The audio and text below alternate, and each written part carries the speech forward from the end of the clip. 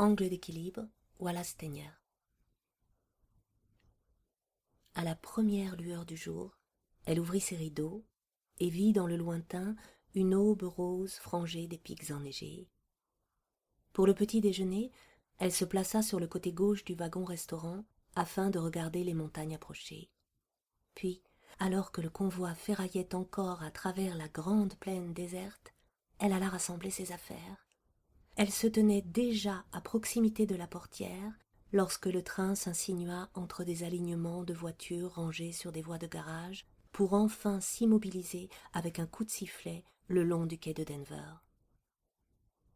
Au dernier moment, toutefois, quand l'employé du chemin de fer ouvrit la dite portière sur une mer de chapeaux, de faces barbues, de bouches vociférant, de papiers qui voletaient en tous sens, de Mexicains, d'Indiens, de redingotes et de vestes en daim, sur laquelle dansait en arrière-fond une pancarte de 10 pieds de large proclamant « Avis aux voyageurs à destination des mines, on remplit votre gamelle pour 25 cents ».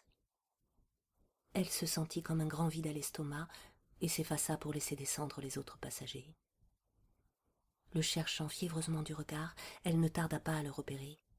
Il se tenait en retrait de la cohue, le dos au mur de la gare, profitant de sa grande taille pour voir par-dessus cette forêt de têtes.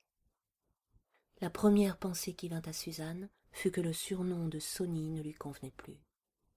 Les plis de son visage amaigri avaient quelque chose d'austère. La peau en était basanée, sauf là où apparaissait dans son cou, quand il tournait la tête, la bordure d'une récente coupe de cheveux. Dépourvu d'expression, ses yeux se posaient tour à tour sur chaque passager qui descendait, puis s'arrêtait le temps de donner la pièce à l'employé du chemin de fer, ou bien s'en allait aussitôt à grands pas sur le quai venteux. Plutôt que d'être venu chercher sa femme qu'il n'avait pas vue depuis plus d'1 an, cet homme aurait aussi bien pu n'être là que pour retirer quelques colis. S'était-il débrouillé sans elle depuis si longtemps que sa venue le laissa indifférent? Lui reprochait-il, comme elle se le reprochait elle-même, cette année de séparation? La jugeait-il insensée de le rejoindre maintenant, alors que Leadville, où lui-même commençait à peine de s'acclimater, n'était pas encore prête pour la recevoir? Elle lui trouvait en tout cas un air renfermé, méfiant, résigné peut-être. Puis ce regard inexpressif la trouva, et elle le vit se transformer. Saisie d'une émotion aussi soudaine que violente, elle agita une mitaine noire. À présent, il se souriait follement par-dessus 40 pieds de bruyante cohue. Il vint vers elle, et elle descendit à sa rencontre. Nichée contre lui, soulevée de terre, elle l'entendit dire « Ah, ma Suzy, te voilà. J'avais peur que ce ne soit encore qu'une fausse alerte. Je ne vous aurais pas infligé cela une deuxième fois. Mais ce que vous êtes maigre, vous n'êtes pas malade au moins. » En pleine forme. L'altitude n'est pas propice à la prise de poids, ni du reste la cuisine du Clarendon. Il la tenait à bout de bras pour la détailler. Vous-même n'êtes pas bien grosse. Comment s'est passé le voyage? Et au lit, comment se porte-t-il? Je vais bien, dit-elle un peu essoufflée. Le voyage s'est bien passé. Le chauffeur m'a même invité à venir dans la locomotive, mais j'ai décliné. Oli va beaucoup mieux. Il va se remettre très vite maintenant que je suis partie. Ma présence ne lui valait rien. Qu'est-ce que vous me chantez là? Mais c'est vrai. Elle était tout soudain recrue d'émotion. Au milieu de cette presse où l'on jouait des épaules, où l'on se marchait sur les pieds, dans le nuage de poussière qui tourbillonnait autour d'eux, elle résolut de confesser sur-le-champ ses erreurs.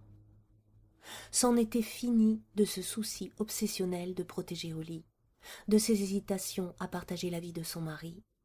Elle ne voulait plus de ces séparations et retrouvailles sur les marchepieds d'express transcontinentaux.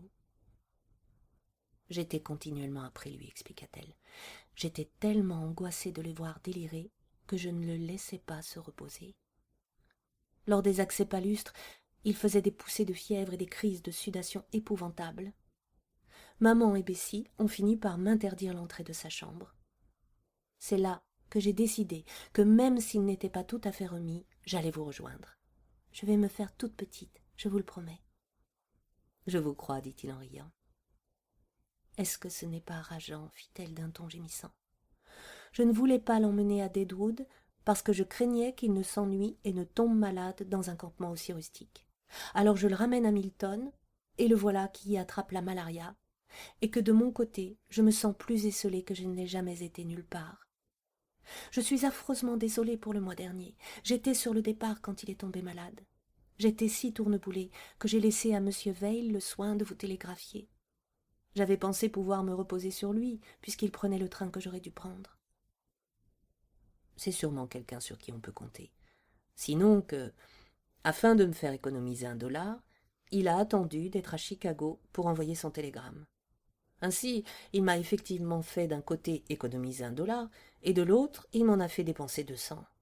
Je suis venue 3 jours de suite à la descente de ce train, avant que Franck finisse par réussir à me joindre.